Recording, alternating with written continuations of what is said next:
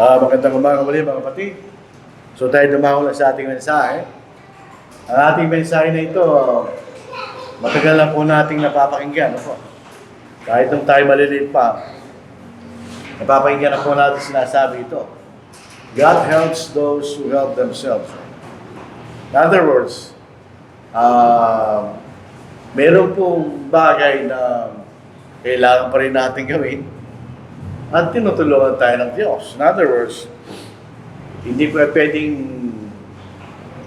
walang gawin, tapos may mangyari sa atin. Yun ang ibig sabihin niya. Bilang halimbawa po ng ating prinsipyo na ito. Sa Old Testament, bumalik tayo sa 2 Chronicles, chapter 2, verse 1 to 8. Basahin po natin.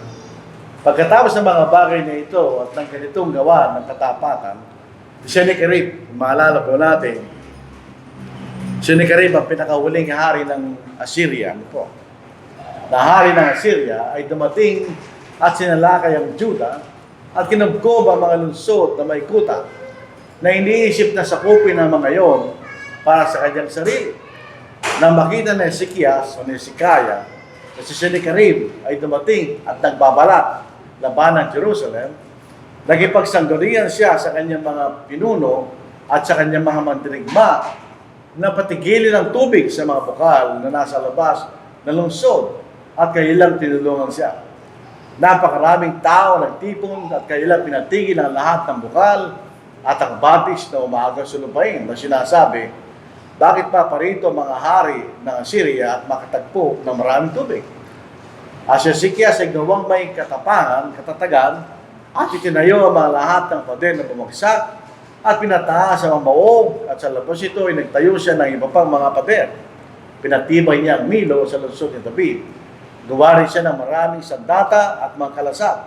Siya naglagay ng mga pinunong mandirigma upang mamuno sa mga tao at sila'y tinipon niya sa liwasang bayan sa pintuan ng lungsod at nagsalita ng pagpalakas loob sa kanila na sinasabi, kayo magpakalakas at magpakatapang na mabuti. Huwag kayong matakot o manlupaypay sa harapan ng hari ng Assyria at sa lahat ng mga hukbong kasama niya, sapagkat sa panig natin ay mayroong lalong takila kaysa kanya. Ang nasa kanya ay isang kamay ng laman, ngunit kasama natin ang Panginoon nating Diyos na tutulong at lalabang sa ating pakikipaglaban at ang bahay nagtiwala mula sa mga salita ni Ezekias na hari ng Juda. Alam po natin ang nangyari kay Sennacherib. Nung malapit na siya sa Jerusalem, siya biglang umuwi sa Syria at siya pinatay. So hindi siya nagtagumpay na masakop niya ang Jerusalem. Pero ang punto natin dito, sa kasaysayan na ito, sabi ni Hezekiah, tutulungan tayo ng Diyos. Di ba sabi niya, sabi rito, tutulong tayo at nasa kanya ang isang kamay na laman, ngunit kasama natin ng Panginoon, nating Diyos, na tutulong at lalaban sa ating pakikipaglaban. So tutulungan sila ng Diyos. Yun ang punto rito. Pero wala pa silang ginawa. So itutulungan ng Diyos, pangako yun ng Diyos. Pero meron silang ginawa. In other words, hindi sila maaaring tulungan ng Diyos kung wala silang gagawin. Tingnan po natin ang ginawa ni Hezekiah, ano po? Dinipesa niya Jerusalem para hindi masakop ni Sennacherib. Anong ginawa niya? Unang-una, pinutol niya yung supply ng tubig. Para hindi magamit ng mga bukbo ng Assyria. Di ba? Siyempre, kailangan ng tubig yun. Ginawa niya muli yung kuta, yung wall ng Jerusalem. At gawa siya ng mga kalasag at mga weapons na gagamitin nila sa tigmaan. At siya naglagay ng mga pinuno na mamumuno sa kanyang bukbo. At pinalakas ang loob ng mga tao. Yan ang ginawa niya. Sila ba'y nagtagumpay? Oo. Hindi ba siya nagtiwala sa Diyos? Nagtiwala siya. Sabi nga, tutulungan tayo ng Diyos kanya. Pero ginawa pa rin niya, dapat niyang gawin. Para siya ay magtagumpay kanya. So, ganun din sa ating panahon. Sabi, tinutulungan tayo ng Diyos. Ito mo yun. Pero mayroon pa rin tayong gagawin sa ating bahagi. Wala-wala, pasinin natin. Kahit pangangailangan sa pagkain. Di ako nanalangin, tinuruan tayo manalangin ng Panginoon, ng kanyang mga lagad, na tayo manalangin sa ating araw-araw na kakainin. Nananalangin tayo, di ba? Sa Matthew 6:11, Bigyan mo kami ngayon ng aming pagkain sa araw-araw. Dinadalangin natin yun. Pero pag nanalangin ba tayo, automatic na magkakaroon tayo ng pagkain galing sa langit. Sabihin, nanalangin ako, so may pagkain na ako mamaya. Hindi rin eh. Hindi pwede yun. Sabihin, meron tayong gagawin yan. Basahin natin sa 2 Thessalonians chapter 3 verse 10. Sapagkat noon pa bang kami kasama ninyo, ayaming inutos ito sa inyo. Kung sino man ayaming magtrabaho, hindi naman gumain, ganyan. In other words, pag nagtrabaho ka, ginawa mo yung makakaya, magtatagumpay ka. Ika'y tutulungan ng Diyos. Hindi natin alam yung paraan ng pagtulong ng Diyos. Pero tutulungan ka ng Diyos, ganyan. At ika'y magtatagumpay. Minsan hindi natin pinapansin yun. Pero yun ay ginagawa ng Diyos sa atin, kahit sa mga bagay na yun. Ano po? Kung tayo po, siyempre, kung nagtatrabaho tayo, meron tayong biyaya. May tayong biyaya. Wala naman tao, walang biyaya. Hindi totoo yun. Meron, lahat tayo may biyaya. Iba-iba lang ang scope ng ating biyaya. Pero kailangan tayo maging mabuting katiwala. Tingnan na, ano bang binigay sa atin ng biyaya ng Diyos? Kailangan natin yung gamitin sa tamang paraan. Dito po sa prodigal son, sa Lucas chapter 15 verse 11. Sinabi ni Jesus, may isang tao na may 2 anak na lalaki. Sinabi ng nakababata sa kanila, sa kanyang ama, Ama, ibigay mo sa akin ng bahagi ng kayamanang naubos sa akin. At hinati niya sa kailang kanyang pag-aari. Makaraan ng ilang araw, tinipon ng nakababatang anak ang lahat ng sa kanya at naglakbay patungo sa isang malayong lupain at doon nilustay ang kanyang kabuhayan sa maksayang pamumuhay. Ganyan. So, meron siyang biyaya galing sa kayamanan ng kanyang ama. Anong ginawa niya? Nilustay niya sa isang maksayang pamumuhay. Ganyan. Na magugulan niyang lahat ay nagkaroon ng matinding taggutom sa lupain iyon at siya nagsimulang mangailangan. At moroon siya at sumama sa isa sa mga mamayan sa lupain iyon na nagpupunta sa kanya mga bukid upang magpakain ng mga baboy. At siya nagsasabik na makakain ng mga pinagbalatan na kinakain ng mga baboy at walang sino mang nagbibigay sa kanya naman. Anong nangyari sa tao niya? Amen? Binigyan siya ng biyaya. So, nung ginawa niya sa biyaya, ginustay niya. So, nagkaroon siya ng pangangailangan. Pag binabasa natin itong kasasayan na ito, siya isang Hudyo. At sa ilalim ng kausap ni Moises, ang mga baboy ay marumi. Hindi mo sila pwede kainin, hindi kasi pwede mag-alaga ng baboy. Pero ginawa niya sa dandi ng kanyang pangangailangan. So, kinakailangan natin gamitin sa tamang paraan ng mga biyayang ibinibigay sa atin ng Diyos. Kailangan tayo maging mabuting steward o katiwala sa mga ibinibigay sa atin ng Diyos.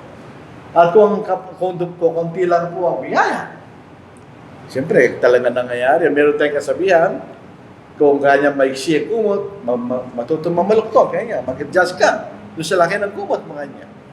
So, ganoon din po sa atin. Hindi tayo magkakaroon ng matinding pangangailangan, gagawin natin yan.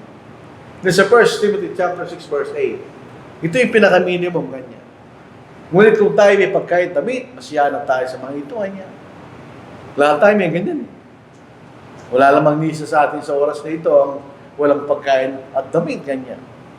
Sa Philippians 4:11, sabi niya ang Apostle Paul, hindi siya nagsasalita kung nagdala ng pangangailangan sapagkat aking natutunan ng masiyahan sa namang kalagayan ang aking kinaroroonan.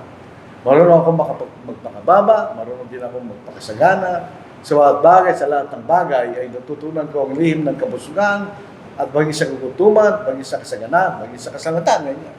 Ito ibig sabihin, nag-a-adjust ako, sabi niya po, kung ano ang kalagayan. So, mayroon tayong prioridad.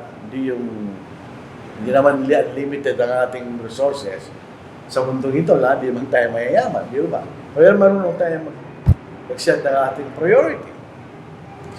Ngayon, kung mayroong mga tao sa ating, mga kapatid, na hindi maaaring magtrabaho, physical disability, o pasamantalang hindi makakita ng trabaho, meron tayong obligasyon. Sa Ephesians 4:28, ang nagnanakaw ay huwag nang magnakaw pa, pwede magtrabaho at gumawa siya sa pamagitan ng kanyang sariling mangkamay ng mabubuting bagay. Upang siya'y may bahagi sa nangangailangan.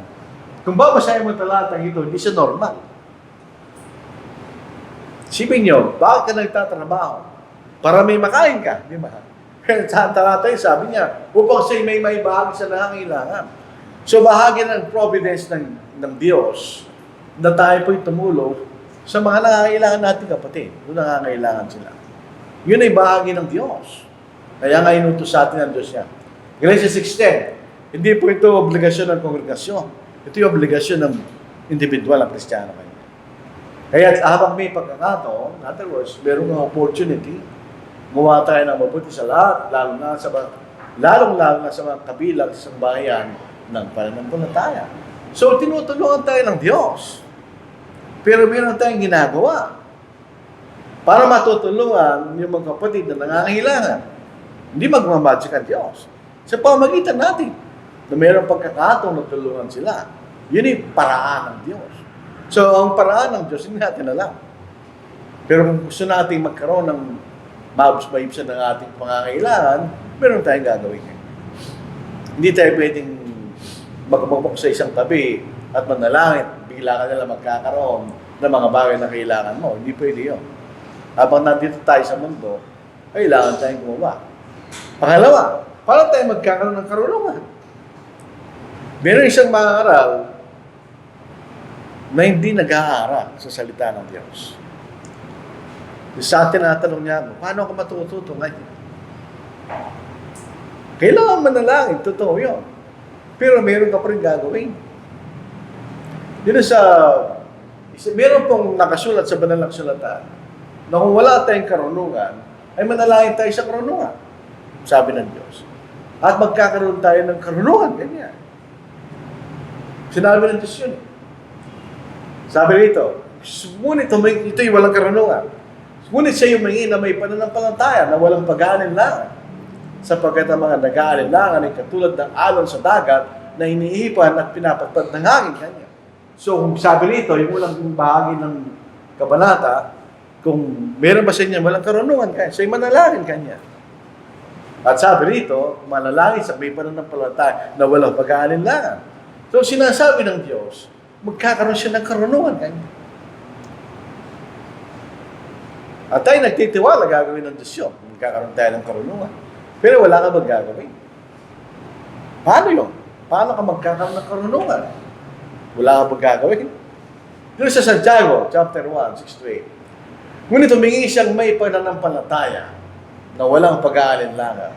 Sapagkat ang nag-aalinlangan ay katulad ng alon sa dagat na iniihipan at pinapatpad ng hangin. Sapagkat ang taong yun ay hindi dapat mag-akala na siya tatanggap ng anumang bagay mula sa Panginoon. Sa isang taong nagdadalawang isip, hindi matatag sa lahat ng kanyang mga lakad. So, yun ang panalangin. Hindi ka nag-aalinlangan, bibigyan ka ng karunungan ng Diyos. Totoo yun. Pero tandaan natin, ang karunungan ay ang pagganap ng ating kaalaman. Yun ang karunungan. Pero paano tayo magkakaroon ng kaalaman? Ito po isang bagay na imposible. Hindi ka pwedeng marunong kung wala kang alam. Imposible yun. Hindi ka pwedeng marunong sa isang bagay na wala kang alam. Hindi ka pwedeng maging doktor kung wala kang alam. Mapatay ka ng tao pag gano'n. So paano tayo magkakaroon ng karunungan? Sapagkat ang karunungan ay ang paggawa ng iyong kaalaman. So yung ulang bahagi, kailangan ka magkaroon ng kaalaman para magkaroon ka ng karunungan. Kaya nga po sa eskwelahan, binibigyan tayo ng memorization para huwag mong kalimutan. Pero bahagi lang yun ng pag-aaral. Sa galang akin, alam po mga kapatid, bago ko maintindihan ng isang bagay, kailangan mailagay ko muna sa kaisipan ang gusto kong malaman. Hindi ko alam kung bakit. Kung ako po ay magtuturo, halimbawa, ginagawa natin ngayon, kailangan ko munang mailagay sa akin kaisipan yung pagkasunod-sunod ng aking ituturo bago ko maituro, hindi ko alam ba gano'n. Pag hindi ko magawa, hindi ko maituturo. So, paano tayo magkakaroon ng kaalaman? Dito sa 2 Timothy chapter 2 verse 15, ito po ay King James. Dahil andun yung study kasi. Study to show thyself approved unto God, a workman that needeth not to be ashamed, rightly dividing the word of truth. Alam po natin, rightly dividing, ginagamit ang salita ng katotohanan sa tamang paraan, ganyan. So, paano mo magagamit ang salita ng katotohanan sa tamang paraan? Kailangan mag-aaral, ganyan. Kailangan malaman. Kailangan malaman na nilalaman ng Biblia bago ka maging marunong sa Biblia. Hindi ka pwede maging marunong ng ganun-ganun lang. Kailangan kang mag-aaral, ganyan. So, Ephesians 3:4, whereby when ye read, ye may understand my knowledge in the mystery of Christ.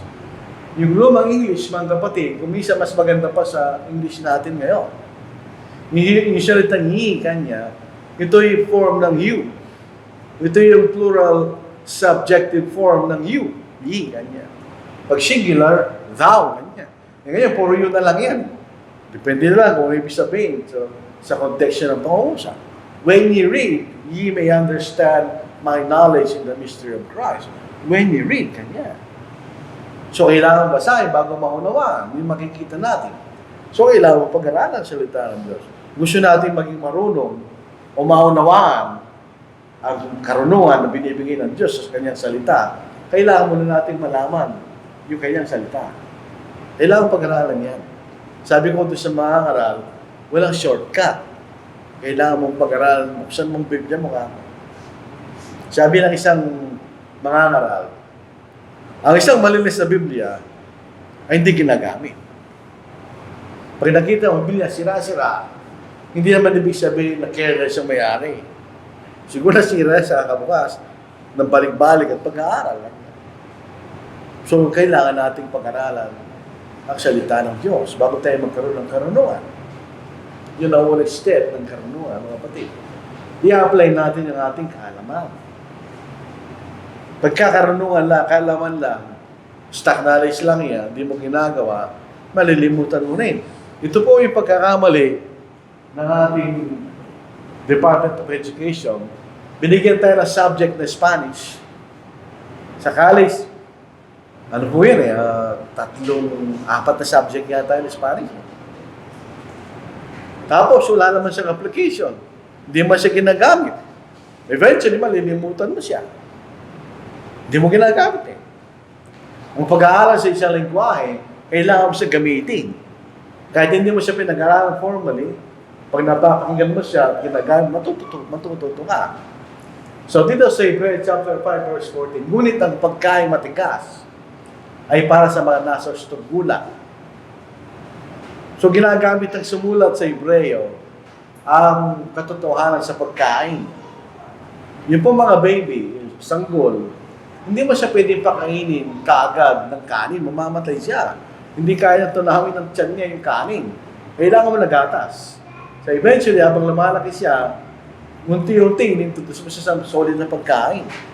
Until sa pagkimatanda siya, kakainin, kahit anong kakainin niya, di ba? So ginamit siya sa spiritual na kalagayan. Ngunit ang pagkain matigas ay para nasa gulang. Na dahil sa pagsasagawa, ay nasanay kailang mga pandama na makilala ang pagkakaiba ng mabuti at masama. Ang keyword po rito ay sa pagsasagawa. Ina-apply nila yung kanyang nalalaman. Makita natin. Sa Santiago chapter 1 verse 22, maraming marunong sa Biblia. Pero sabi nito, ngunit maging tagatupad kayo ng salita at hindi tagapakinig lamang na dinadaya niyo yung sarili. Kaya kasi, kahit alam mo pa, hindi mo ginagawa, wala rin kwenta yan. Ang Biblia po, meron theoretical na bagay yan. Pagka-Diyos, ang Iglesia, etc. Pero majority ng Biblia praktikal. Kailangan natin siyang isagawa kanya. At yun, magkakaroon ka ng karunungan sa salita ng Diyos. Yun po ang ibig sabihin sa Romans chapter 12. Ni Apostle Paul, basahin natin. Sa Romans chapter 12. Paano natin malalaman ang kagandahan ng salita ng Diyos? Ganyan. Basahin natin.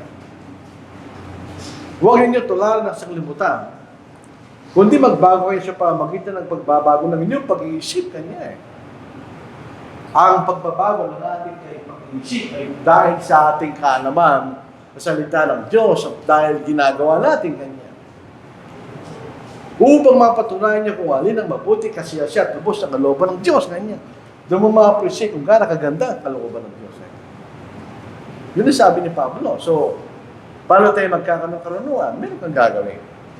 Pag ginawa mo yan, magkakaroon ng karunungan. Yun ang pangako ng Diyos. Hindi ka mabibigo. Magkakaroon ka ng karunungan. Pero pag hindi mo ginawa yan, kahit nanalain ka po ng 1,000 beses, wala mangyayari sa'yo. So, yun ang makikita natin. Ma-experience mo natin yan. Para tayo magkakaroon ng lakas sa ating pananampalataya. Si Apostle Paul, sa pinagmamalaki niya, magagawa ko lahat ng mga bagay sa pamagitan ni Kristo na nagpapalakas sa akin, ganyan. Dahil ang patunayan ngayon, pinapanalangin din niya ibang mga Kristiyano na sila'y maging malakas. Katulad niya, ganyan. At responsibilidad natin na tayo maging malakas sa pamagitan ni Kristo. Hindi tayo pwedeng ganun-ganun palagi. Kailangan tayo maging malakas sa pamagitan ng ating Panginoon, ganyan.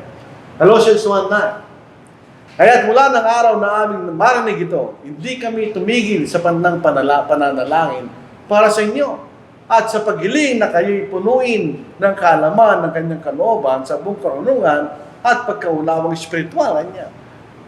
Hindi sila uminto ng panalangin. Ganyan. Para sila'y lumakas.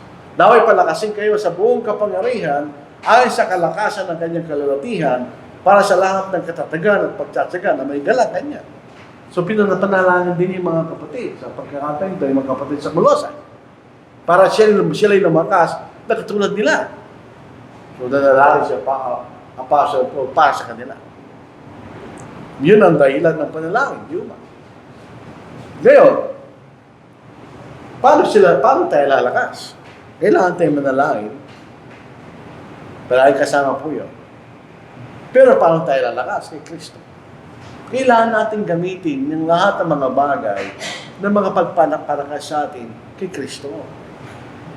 Kailangan din natin pumunta sa kanyang salita. Yan ang kanyang kapangyarihan. Alam niyo, minsan, may mga tao na sinasabi na, ito gagawin mo, ganyan lang gagawin mo. Hindi sila nakikinig. Alam, mangyayari sa kanila. Wala. Ayaw mo natin silang tulungan. Tulungan mo nga. Kung ayaw nilang gawin, wala ka magagawa. Mananalangin ka sa Panginoon. Kung hindi ka naman gumagawa, hindi ka rin matutulungan ng Panginoon. So, ibig sabihin, gamitin natin ang mga bagay na makapagpapalakas sa atin. Nung si Apostle Paul ay nagpapaalam na sa mga kapatid, sa mga elders ng Church of Ephesus, yung mga elders na kausap niya, ito ang kanyang ability. Ngayon, pinagkakatiwala ko sa Diyos at sa salita ng kanyang biyaya. So, ang Diyos ay nagpapalakas sa atin. Yun ba? Totoo yun. Sa paanong paraan? Sa pamagitan ng kanyang salita. Yung dalawa, na makapagpapatibay sa inyo at makapagbibigay sa inyo ng mana na kasama ng lahat na mga ginawang banal. Sabi niya, ipinagkakatiwala kayo sa Diyos at sa kasalita ng kanyang biyaya. Palalakasin tayo ng Diyos sa pamagitan ng kanyang salita. So, hindi ka pwedeng lumakas kay Kristo na wala ka alam sa Biblia. Depende yun. Hindi tayo lalakas nun. Sa 1 Timothy 4:6, kung ituturo mo sa mga kapatid ang mga bagay na ito, ikaw ay magiging isang mabuting lingkod. Magandang salin po yan. Sa English, you'll be a good minister, kanya. Pero ito, lingkod, kanya. Ni Kristo Jesus, na pinalusog sa mga salita ng pananampalataya at ng mabuting aral na iyong sinusunod, kanya. Kung ituturo mo sa mga kapatid, kanya, mga bagay na ito. So, yun, galing sa salita ng Diyos. Hindi lang yung salita. Kaya itong salitang ito, ay sinasabing buhay na salita. Buhay na salita yan. Dahil pag pinaniwalaan mo yan at ginawa mo yan, may epekto yan. Hindi lang basta salita. So, yung salita ng Diyos, mga kapatid, makakatulong sa atin. Halimbawa ng ating Panginoon. Halimbawa ng ating Panginoon. Ano ba ginawa ng Panginoon? Ito sa Hebrews 12:1-3. Kaya't yamang napapalibutan tayo ng gayong makapal na bilang ng mga saksi. Ito yung mga tapat sa Old Testament. Sa Hebrews chapter 11. Itabi natin ang bawat pabigat at ang pagkakasalang madaling bumibiyag sa atin. Ito'y palagi natin pinapaliwanag. Magkaiba yung dalawa. Yung pabigat na ito, hindi sila necessarily kasalanan. Nandito rin kasalanan sa pangalawa eh. Ito yung mga bagay na binibigyan natin ng panahon masyado na nawawala na tayo sa ating Panginoon. Ganyan. At tumatakbo tayo, may pagtitis, takbo'y inilagay sa harapan natin. Kaya nga po ito isang long distance run. Hindi ko palagi nyo narinig sa akin. Kapag kayo nanonood sa Olympics, pag nakita nyo yung mga tumatakbo, pagka na 100 meter run, 200 meter run, 400 meter run, malalaking katawan yan. Kasi kailangan mo velocity, bilis. Pero pagka takbuhan ay 10,000 meter run, 5,000 meter run, yung marathon, pag siniya, puro payat na tumatakbo. Isilim sila, hindi sila malalaking katawan. Dahil kailangan nila maging magaan, hindi nila kailangan maging mabilis kaagad. Ang kailangan nilang gawin ay magkaroon sila ng resistensya hanggang sa hulihan.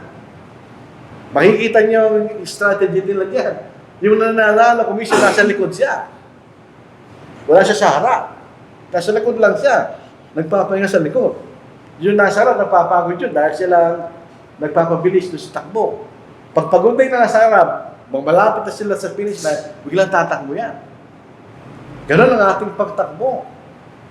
Pagbasa natin si Jesus na siyang nagtatag at nagpasakdal ng ating pananampalataya. Dahil sa kagalakan nilagay sa kanyang harapan, ay tinis niyang krus. Ang Panginoon, hindi po siya na-pwersang gawin yung ginawa niya. Nagagalak siya kanya. Sa gitna ng kagalakan, mayroong pagtitiis. Nakita natin sa Matthew 26, yung nanalain sa kanyang ama, alisin niya kanyang kopang yun. Mayroong pagtitiis kanya. Hindi nalinta ng kahihiyan na siya'y mapako kasama ng mga kriminal at siya'y mo po sa kanang trono ng Diyos. Kanya. Sinin niyo ang ating Panginoon. Kanya. Siya kagalakan ng kanyang ginawa. Siya'y nagtiis, sumunod sa Diyos. Siya'y ginantimpalaan ng Diyos. Kanya. Pasinin niyo siya kanya. Ngayon din ang mangyayari sa inyo, sabi ng sumunod sa Hebreo. Isalang-alang ninyo siya na nagtiis ng kayong pagsalwat ng mga makasalanan laban sa kanyang sarili upang kayo huwag maghina o malupay-pay. Ganyan.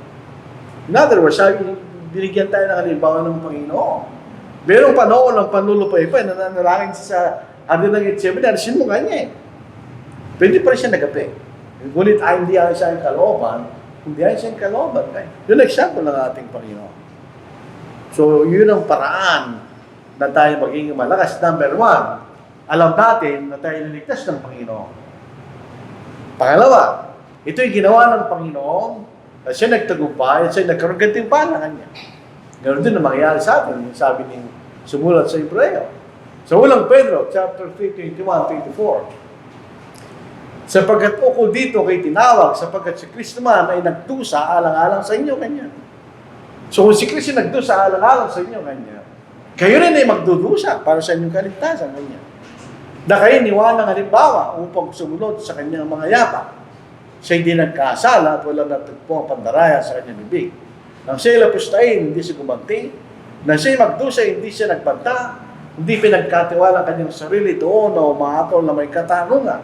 Sa mismo nagdala ng ating mga kasalanan sa kanyang katawan, sa punong kahoy, dahil punong kahoy, krus yun. Upang tayo mamatay sa mga kasalanan at mabuhay sa katwiran, dahil sa kanyang mga sugat, ay gumaling kayo kanya. So kung makikita natin ito ginawa ng Panginoon, ay magpapalangay sa atin yan. Siyempre, nagtiis siya alang-alang sa atin. Kung magtitiis rin tayo, ay magiging katulad tayo ng Panginoon. Pangatlo, yung magkapatid. Maraming pagkakataon, nakakatulang yung magkapatid. Sa may pagkakataon na kaya gusto mo ng umalis. Hindi ko na kaya, ha? Pero pwede matulungan tayo ng mga kapatid. Yung simple street ritual. Magkapatid, mag-ingat kayo na walang sino man sa inyo may pusong masama at walang pananampalataya na galalayo sa buhay ng mag-ingat tayo. Hindi lang tayo mga kapatid, ito pa. Ngunit magpayuhan kayo sa isa't isa araw-araw habang ito'y tinatawag na ngayon, habang may panahon upang walang sino man sa inyo ang papagmatagasin ng pagiging madaya ng kasalanan. Yun po ang epekto ng kasalanan. pinagmamatigas niya ang ating kaisipan. Yung mga nakikita natin, halimbawa, yung mga, dalaga na kasama may asawa. Sa simula, umiyak pa yan. Pagka pinapagalitan na magmula. Pagdating ng panahon, wala na magagawa. Kahit anong sabihin mo sa kanya, hindi kanya pakikinggan. Bakit? Tumigas ng kanyang kaisipan. Hindi na niya naiisip na nagkakasala siya. Magbibigay na siya ng dahilan kung bakit ginawa niya yun. Yun ang karayaan o kadayaan ng kasalanan. Kaya magpayuhan tayo kanya. Kaya binigyan tayo ng mga kapatid ng ating Panginoon para pwede natin tulungan ng isa't isa. So yun ang nagpapalakas din sa atin. Huwag natin pabayaan ang ating pagtitipon sapagkat yung nagpapalakas din sa ating kanya. Sa Hebrews 10:24-25, at ating isalang-alang kung paano gisingin ang isa't isa sa pag-ibig at sa mabuting gawa niya. Gisingin kanya. Sa minat na nangihina sa atin, gisingin kanya. Na huwag natin pabayaan ang ating pagtitipon, gaya ng uga ng iba, kundi palakasin ang loob ng isa't isa, lalong-lalo na kapag inyong nakikita na papalapit ng araw. Ako po, ang aking personal paniniwala sa araw na ito, hindi itong araw ng pagdating ng Panginoon. Hindi man natin alam kung ilang mangyayari yun. Ito ay bisulot sa mga taga-Hebreo bago nasira yung templo sa Jerusalem. Pag malapit na yung mga sinyales na malapit nang dumating ang pagkasira ng templo kanya, yun ang sinasabi ng sumunod sa Hebreo. So ito yung mga bagay na magpapalakas sa atin. Gamitin natin para tayo lumakas sa ating Panginoon. At paano natin makukuha ang kapatawaran ng Diyos? Marami sa mga tao ngayon, gusto nilang mapatawad sila ng Diyos. Wala naman silang ginagawa. Marami, mga kaibigan natin, kamag-anak, etc. Sasabihin, wala naman kinakalimutan ng Diyos. Wala ako na nanalain kanya. Walang masama doon eh. Pero hindi lang yun ang dapat nilang gawin. Ang Diyos, binibigyan tayo ng magpapatawad. Nagpapatawad ng Diyos. Walang limitasyon ng pagpapatawad ng Diyos. Kahit sino pwedeng patawarin ng Diyos. Isipin natin, pinatawad niya yung pumatay sa ating Panginoon. Ano pa mahigit sa kasalanan yun? Lalo lang tayo patatawarin sa mas maliit na uri ng kasalanan. Pero may kondisyon. Ang gusto ko siya ng mga tao, patawarin sila ng Diyos na walang kondisyon. Hindi ako pwede yun. May kondisyon, sabi natin. Hindi mabagal ang Panginoon tungkol sa kanyang pangako, yung pagdating niya muli. Nagaya ng kabagalang itinuturo ng iba. Kundi matiga sa inyo, na hindi niya ibig ng sino man ay mapahamak. So yan doon yun.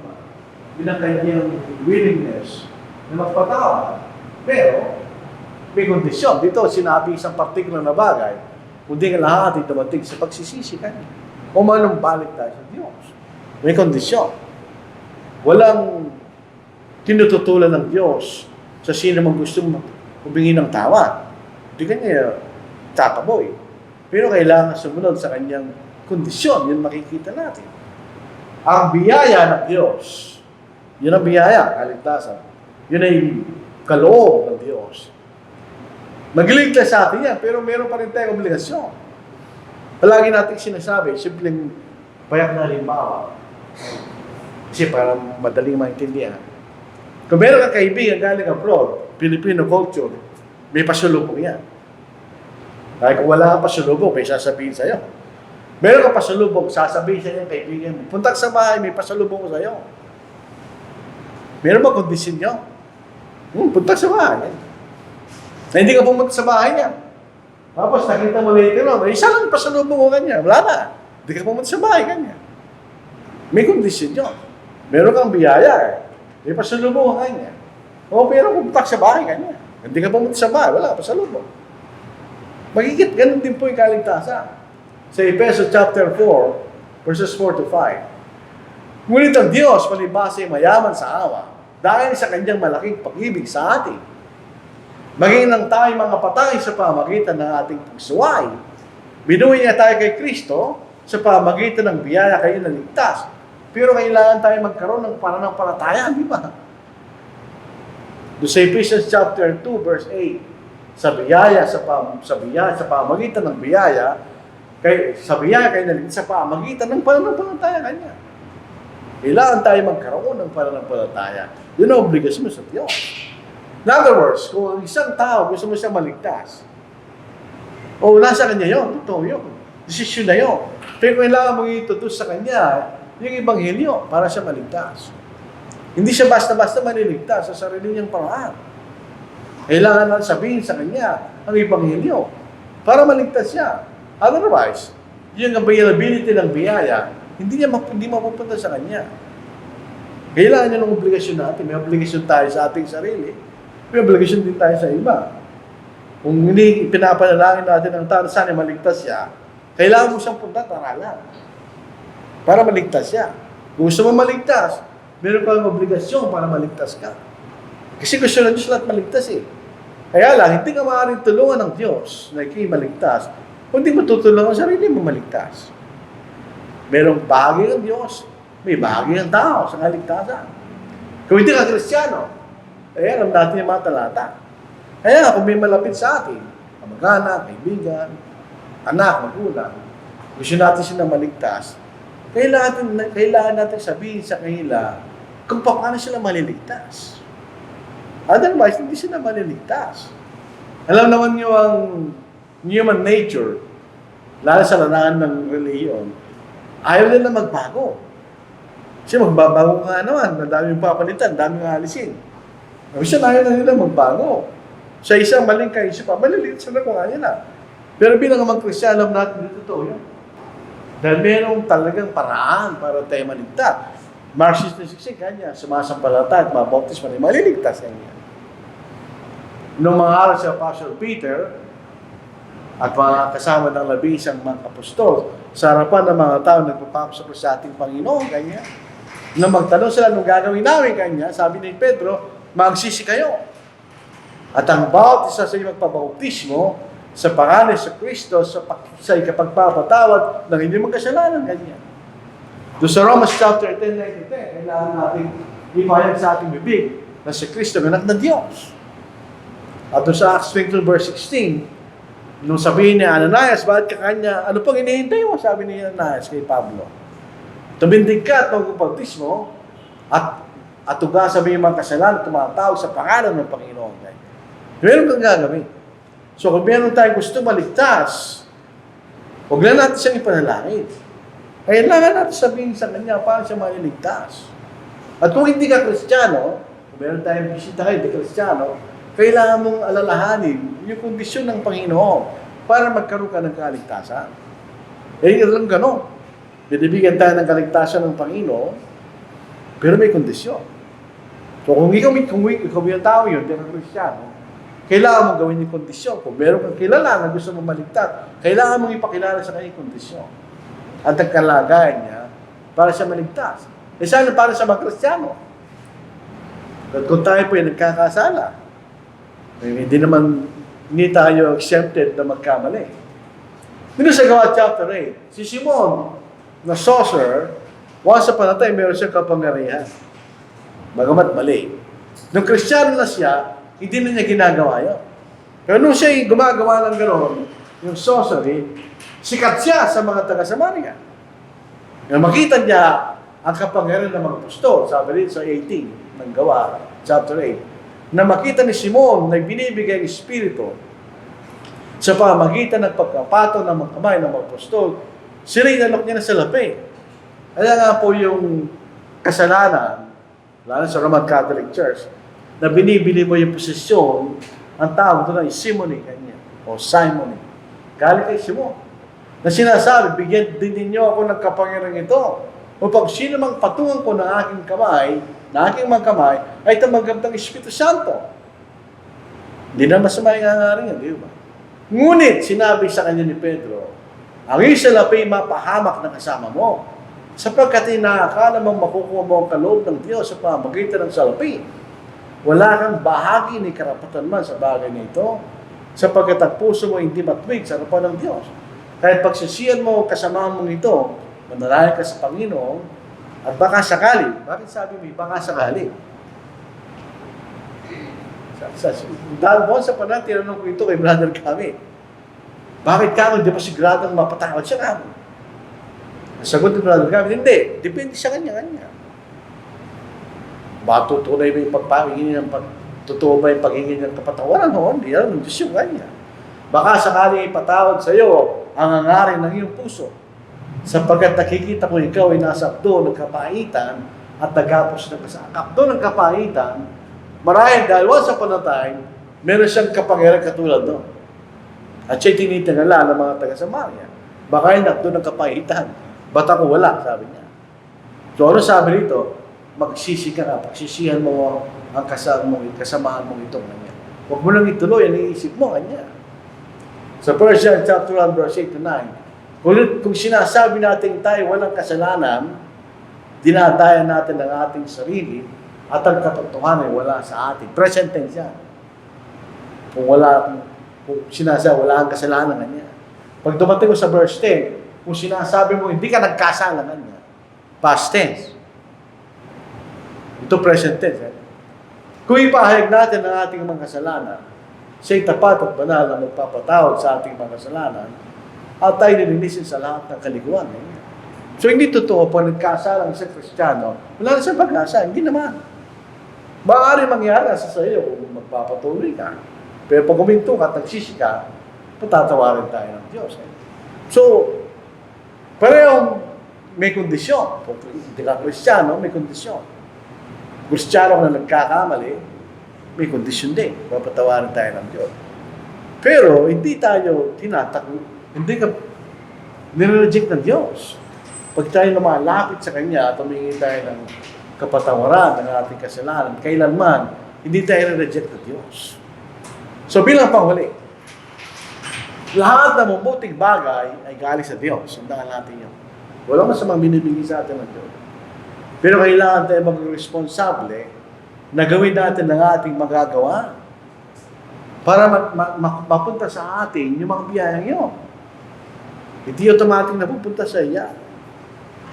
Alam nyo, pagdating sa reliyon, pagdating sa politika, ang tao nawawala ng common sense. Pero sa ibang bagay, alam natin yan eh. Kasabihin natin, kung hindi ka magtatrabaho, hindi ka kakain ka mo. Pag sasabihin ng teacher sa estudyante, pag hindi ka nag-aaral, hindi ka papasya, hindi ba? Pero pagdating sa reliyon, parang magic. Gagawin ng Diyos yan para sa iyo. Relax ka lang, hindi totoo yun. Oo, may binibigay sa atin ng Diyos, pero meron tayo dapat gawin. Ito yung dalawang balik kaisipan. Number 1, huwag natin isipin, gagawin ng Diyos ang lahat ng mga bagay, ito lahat tayong gagawin. Mali yun. Halimbawa, gusto mo magkaanak, nanalangin ka sa Diyos, may gagawin ka, di ba? Ano ang tulong sa iyo ng Diyos? Magtatagumpay kayo. Magkakaroon kayo ng anak. Pero may gagawin ka. Pangalawa, huwag natin isipin na ikaw ang gagawa ng lahat ng mga bagay na walang tulong ang Diyos. Hindi yung totoo yun. Wala kang magagawa sa iyo sarili kung walang tulong ang Diyos. So, maling dalawang kaisipan niya, mga kapatid. Ito lang po dapat nating ilagay. Kilalanin natin na kailangan natin na binibigay ng Diyos. Pero, kailangan tayong magtrabaho ng mabuti para makamtan natin yung binibigay ng Diyos. Yun ang isipin natin.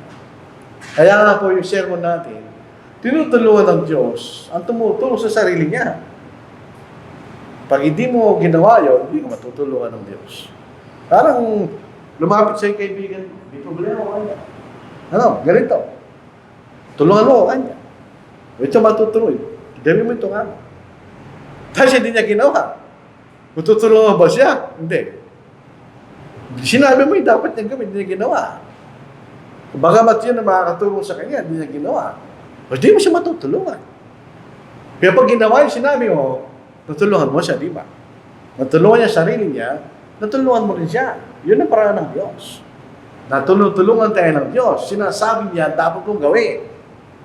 Tulungan mo sarili mo, gawin mo sinasabi ng Diyos. At makakamtan natin yung sinasabi ng Diyos, yung makikita natin. So ito po ang ating mensahe po sa mga po ito. Hindi ko mensahe ito yung mensahe ng Diyos. Tandaan natin yun. Pagka ang tinuturo ng isang maaral ay totoo galing sa salita ng Diyos, hindi niya mensahe nyo. Yun ay mensahe ng Diyos. Para tapakinggan po natin at makatulong sa. Kapag ka ibang tinuturo niya, hindi mensahe ng Diyos yun. Hindi natin pakinggan. So maraming salamat po sa inyong pakikinig. Bigay natin muli kay Brother Raul ang papangumala po sa pagpapahawak.